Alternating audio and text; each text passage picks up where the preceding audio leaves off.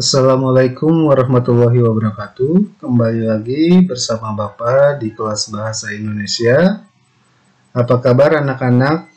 Semoga kalian dalam keadaan sehat walafiat ya. Pada hari ini Bapak mau menyampaikan materi teks laporan hasil observasi yang ada di bab 4. Mari kita bahas bersama-sama. Apa pernah kalian bertanya mengenai suatu objek? Apa saja kandungan nutrisi pada madu? Apa itu museum? Di mana habitat kunang-kunang? Nah, dari ketiga contoh ini, kalian memerlukan teks laporan hasil observasi. Lalu, apa teks laporan hasil observasi? Yaitu teks yang berfungsi untuk memberikan informasi tentang suatu objek atau situasi setelah diadakannya investigasi atau penelitian secara sistematis. Ciri-ciri teks laporan hasil observasi. Yang pertama, informasi berdasarkan fakta.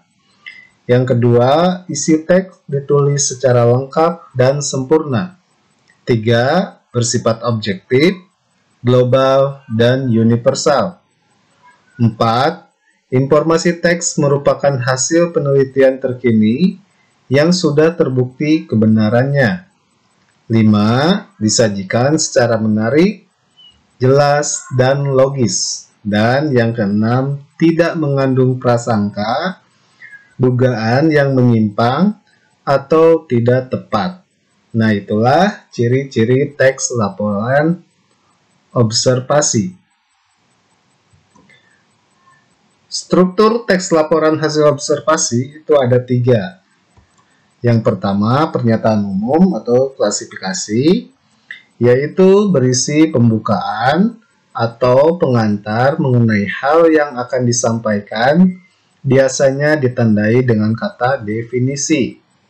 Misalnya, adalah, merupakan, ialah, yaitu, yakni, dan sebagainya. Yang kedua, deskripsi bagian, yaitu berisi hal umum mengenai objek yang akan diamati secara detail. Dan yang ketiga, deskripsi manfaat, yaitu berisi penjelasan mengenai manfaat atau fungsi yang telah kita amati.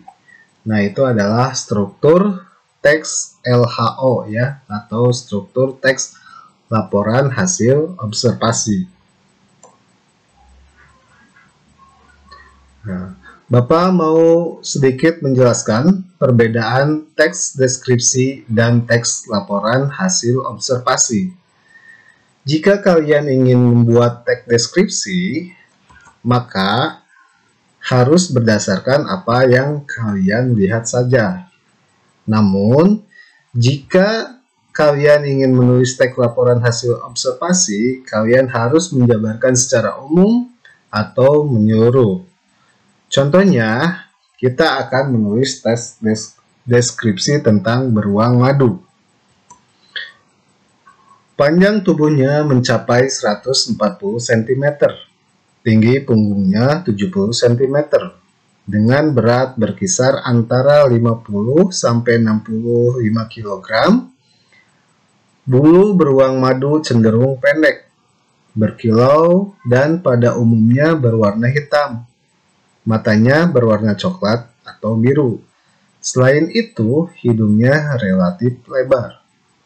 Nah, ketika kalian ingin menulis teks laporan hasil observasi ya dengan judul yang sama, contohnya, habitat beruang madu terdapat di daerah hujan tropis Asia Tenggara. Penyebarannya terdapat di Pulau Borneo, Sumatera, Indochina, Cina Selatan, Burma, serta Semenanjung Malaya.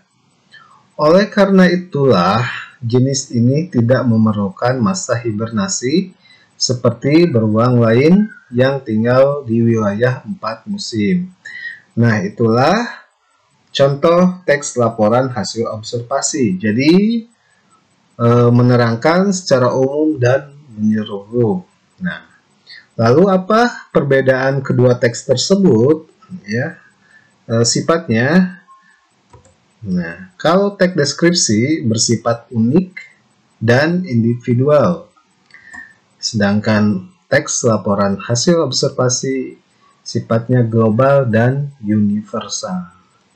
Nah, itulah materi hari ini yang Bapak sampaikan. Semoga bermanfaat, tetap jaga kesehatan. Pada hari ini tidak ada tugas ya. Kalian cukup membacanya saja sambil Bapak menunggu tugas video dari kalian semua ya. Terus membaca di rumah ya.